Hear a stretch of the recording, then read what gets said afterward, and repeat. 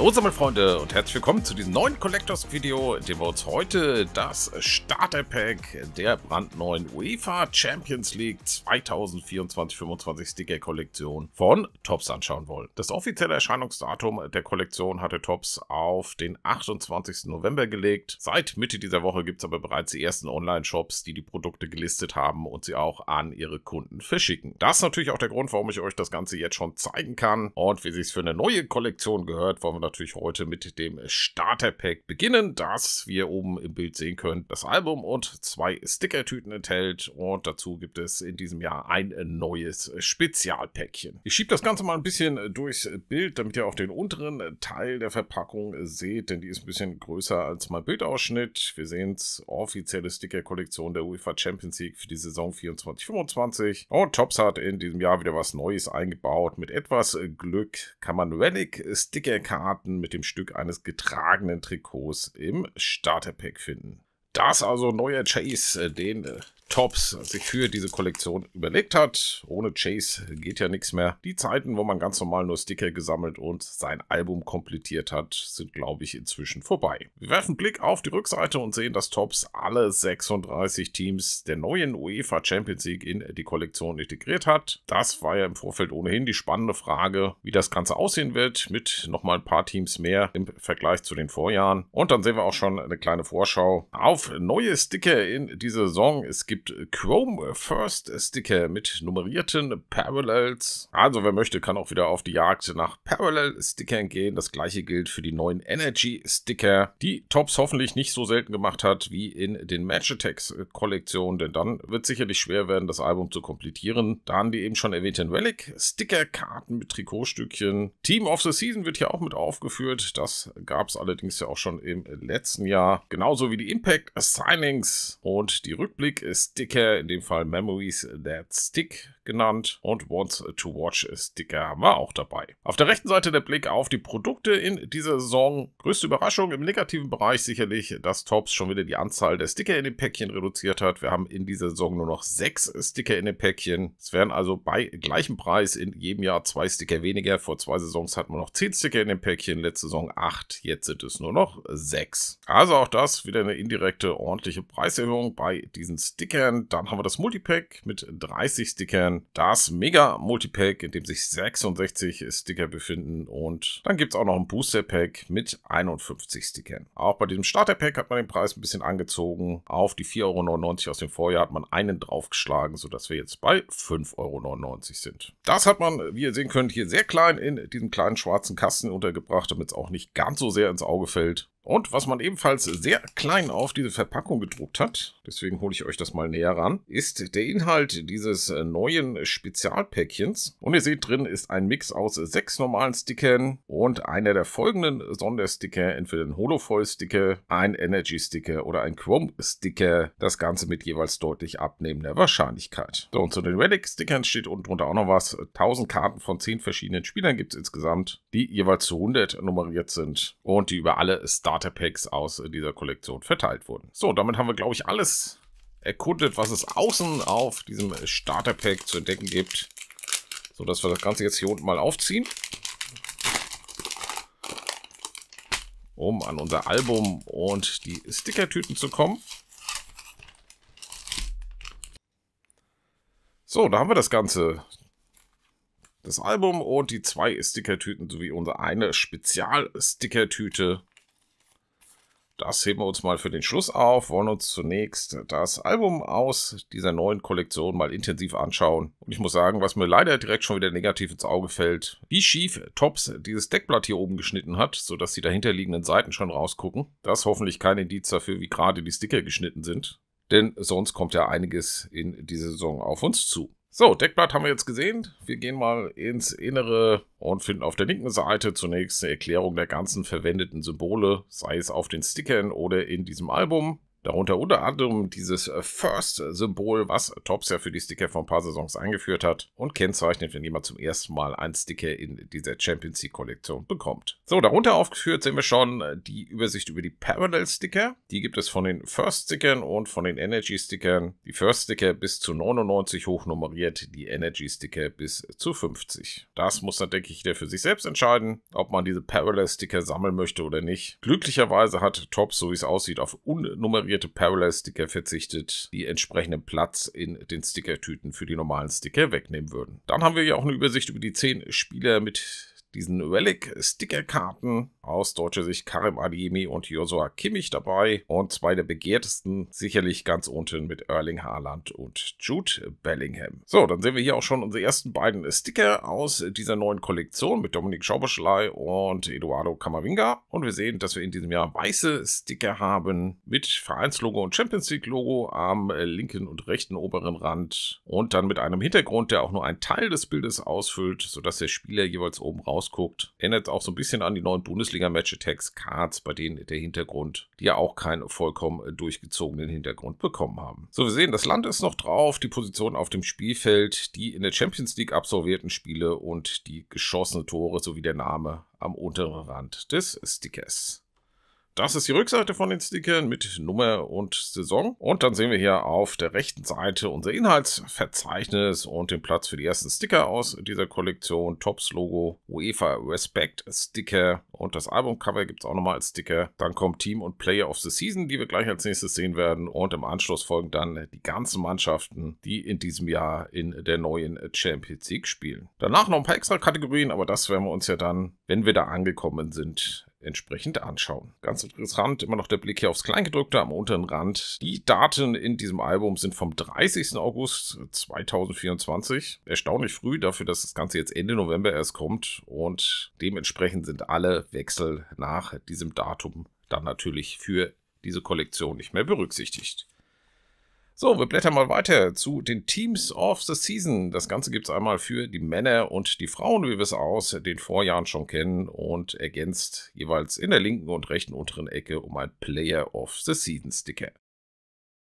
So, und dann sind wir auch schon bei den Teams angekommen und wir sehen, dass Topps auf der linken Seite relativ viel Infos zum jeweiligen Verein untergebracht hat. Neben einem Platz für den Sticker mit dem Wappen des jeweiligen Vereines hat Topps dann das Stadion abgedruckt, den Trainer und jede Menge Statistiken zur Champions League. Dann sehen wir auf der rechten Seite, dass Topps die Anzahl der Sticker pro Team deutlich reduziert hat. Wir haben nur noch 11 Spielersticker pro Team und somit die Formation, die Topps dann vermutlich am ehesten als erste 11 sieht und das Ganze ergänzt um weitere Spieler des Kaders, die man hier so an den Rand gedruckt hat. Das ist sicherlich dann der Kompromiss, den man gefunden hat zwischen einer höheren Anzahl an Teams und der Gesamtanzahl an Stickern, die eine solche Kollektion haben sollte. Mein Ding ist es nicht mit diesen ins Album gedruckten Spielern, denn ich sammle natürlich lieber Sticker von den Spielern und gerade bei den Champions League Teams, deren Kader doch relativ breit aufgestellt sind, fallen dadurch natürlich relativ viele prominente Spieler weg, die in diesem Jahr dann keinen Sticker bekommen haben. Wir schauen weiter und sehen als nächstes das Team von Arsenal, das Ganze also alphabetisch sortiert. Und dann blättern wir einfach mal weiter durch, sodass ihr euch einen Überblick über jedes Team aus dieser Kollektion verschaffen könnt. Und ihr seht ja, hier stehen auch schon die Namen mit drin. Wenn ihr also mal schauen wollt, wen Topps als Sticker für euer favorisiertes Team vorgesehen hat, dann könnt ihr das hier jetzt direkt entdecken. So, dann geht es weiter mit Aston Villa.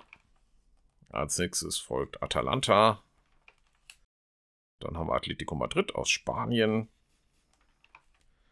Der erste deutsche Vertreter mit Bayer 04 Leverkusen. Und hier sieht man dann auch schon, dass selbst deutsche Nationalspieler wie Jonathan Tah durch diese verringerte Stickeranzahl in diesem Jahr dann keinen Sticker bekommen haben. Zumindest hier im vorderen Teil. Ich möchte nicht ausschließen, dass im hinteren Teil bei den Spezialkategorien der eine oder andere dann vielleicht noch berücksichtigt wurde. Wir haben als nächstes Bologna.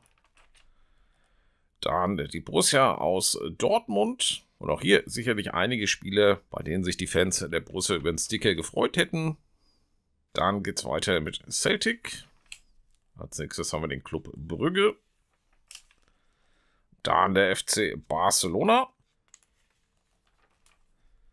Gefolgt vom FC Bayern München. Auch hier natürlich mit einigen prominenten Namen, die es dann hier quasi nur auf die Ersatzbank am Rand geschafft haben. Dann kommt Inter Mailand.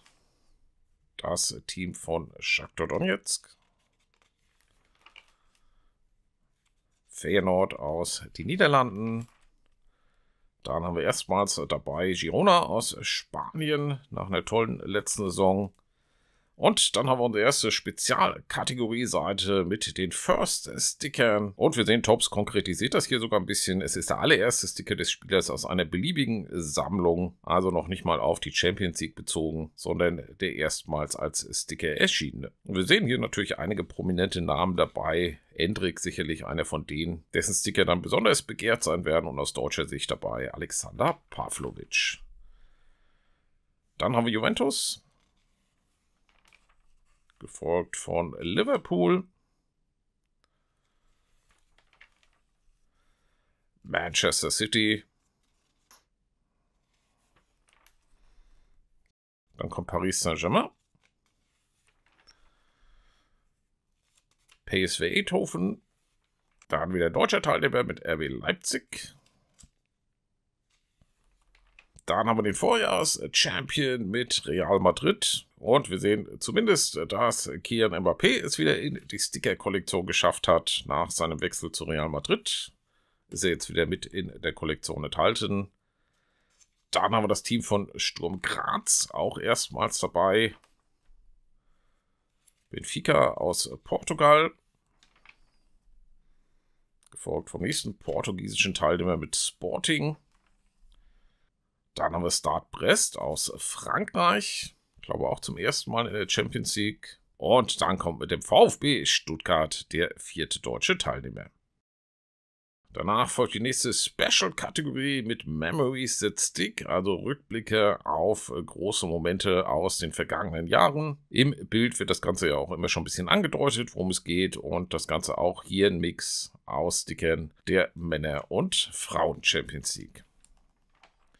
Dann die nächste Spezialkategorie mit den Impact Signings, den bedeutenden Wechseln aus diesem Sommer. Das Ganze auch knallig bunt geworden. Und dann kommen die nächsten Teams und das dürften die sein, die sich dann am Schluss qualifiziert haben. Da haben wir dann keine solch ausführlichen Statistiken, wie wir es bei den zuvor gesehenen Teams haben, sondern nur die Seite mit dem Club-Logo und den 11 Spielern. Beginnt mit Sparta Prag, gefolgt von den Young Boys aus Bern.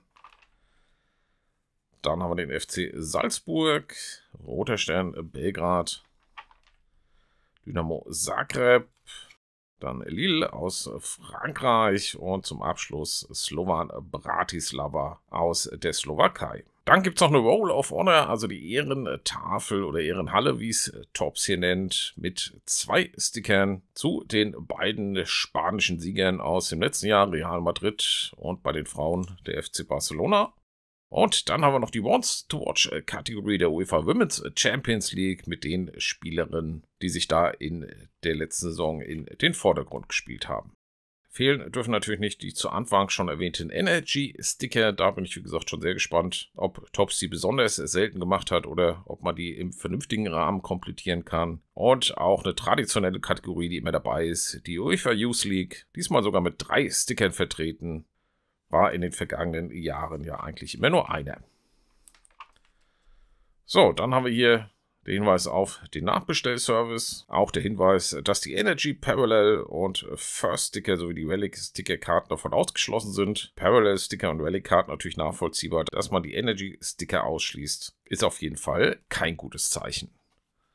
So, dann haben wir den Blick auf 4 weitere Sticker aus dieser Kollektion. Mit Vitinha, Harry Kane, Douglas Luiz und Ousmane Diomande von Sporting. Bisschen Werbung noch für die UEFA. Und genau das gleiche gilt für die UEFA Foundation for Children, die wir hier auf der Rückseite des Albums sehen. Das ist also unser Sticker-Album. Jetzt wollen wir uns natürlich noch unsere neuen Sticker anschauen. Das ist die Sticker-Tüte von vorne.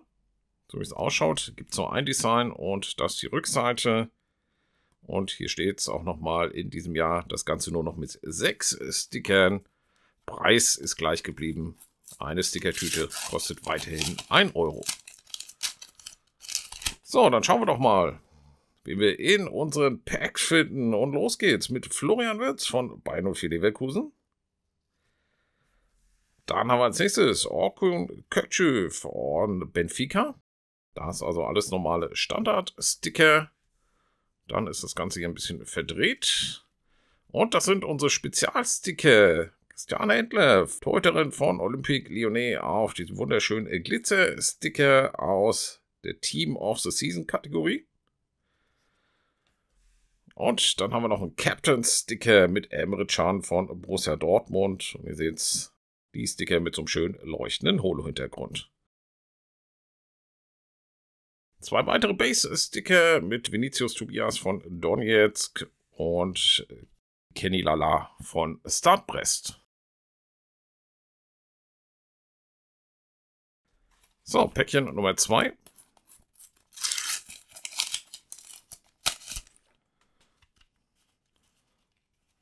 So, hier packen wir unsere Spezialsticker mal nach hinten, drehen das Ganze mal passend und dann geht's los mit Sam Bökema von Bologna. Als nächstes haben wir Antoine Griezmann von Atletico. Kasim Lassi von Slavia Prag ist unser nächster Spieler. Dann David Hanko von Feyenoord und unser Spezialsticker sind ein Impact Signing Sticker mit Julian Alvarez im Trikot von Atletico. Und dann haben wir noch ein Wappen im Päckchen. Und auch das wie die Captain-Sticker mit dem gleichen Holo-Hintergrund, der wunderbar leuchtet, wenn man das Ganze im Licht bewegt. Und wir haben das Wappen von Bologna. Die Wappen richtig stark geworden in diesem Jahr, gefällt mir richtig gut. Und auch die Impact-Sticker sehen richtig klasse aus. Mit diesem punktuell aufleuchtenden Hintergrund, den wir auch beim Team of the Season Sticker von Christiane Endler schon gesehen haben. So, bleibt noch unser letztes Päckchen mit den Spezialstickern. Und dann schauen wir doch mal, ob wir da irgendwas Besonderes finden. Los geht's mit dem Captain-Sticker von Hans van Aken vom Club Brügge. Dann haben wir nochmal das Wappen von Bologna. Unglücklicher geht es ja eigentlich kaum. 36 Teams und wir haben im Starterpack zweimal das gleiche Wappen. So, dann haben wir hier ein First Sticker von Ethan Nwaneri von Arsenal. Auch der mit diesem punktuell aufleuchtenden Hintergrund, wenn man das Ganze im Licht bewegt. So, und dann müssen wir mal drehen und finden noch normale Sticker mit Fermin Lopez von Barcelona. Dann haben wir noch Kenan Yildiz von Juventus. Lucharel Gertruda von Leipzig.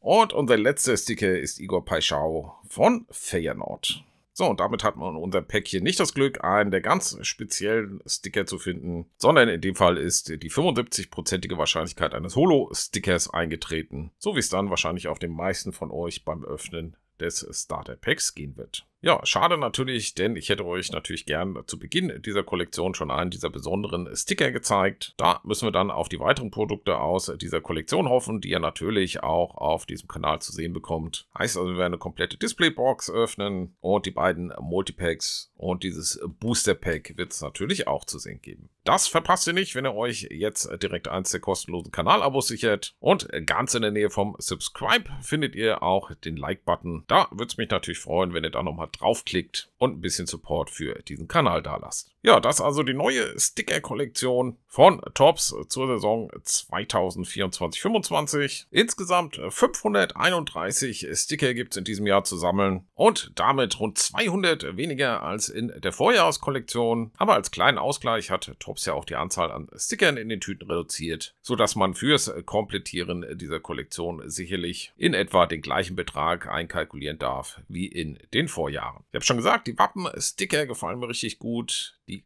Captains, ja dann letztendlich nur die Holo-Variante der normalen Sticker und die beiden anderen Spezialsticker, die wir schon sehen durften, machen auch einen richtig starken Eindruck. Der Rest ist dann natürlich wie bei jeder Kollektion Geschmacksfrage, ob einem die Base-Sticker gefallen oder nicht. Ich persönlich finde sie auf jeden Fall gelungen, da sie sich auch so ein bisschen von dem abheben, was wir in den Vorjahren gesehen haben. Und das macht ja dann auch so ein bisschen den Reiz aus, denn man will ja auch nicht immer das Gleiche sammeln. Bezüglich der Parallel-Sticker bin ich persönlich immer noch der Meinung, dass es sowas in einer Sticker-Kollektion nicht braucht. Aber da Topps das Ganze, so wie es aussieht, sehr dosiert einsetzt, hinaus liegt das für mich noch im tolerablen Bereich und alle, die nach dem Parallel-Stickern auf die Jagd gehen wollen, sei dieser Spaß natürlich gegönnt. Das also so meine Eindrücke zu dieser neuen Kollektion. Abschließend interessiert mich natürlich brennend noch eure Meinung. Was haltet ihr vom Album und den neuen Stickern? All das tickert jetzt gerne unten ins Kommentarfeld. Freue mich da schon sehr auf das, was ich da von euch zu lesen bekomme. Mehr zu dieser Kollektion dann, wie gesagt, in den kommenden Tagen mit den weiteren Produkten. Hoffe, ihr seid dann auch wieder mit am Start. Bis dahin, macht's gut. Tschüss.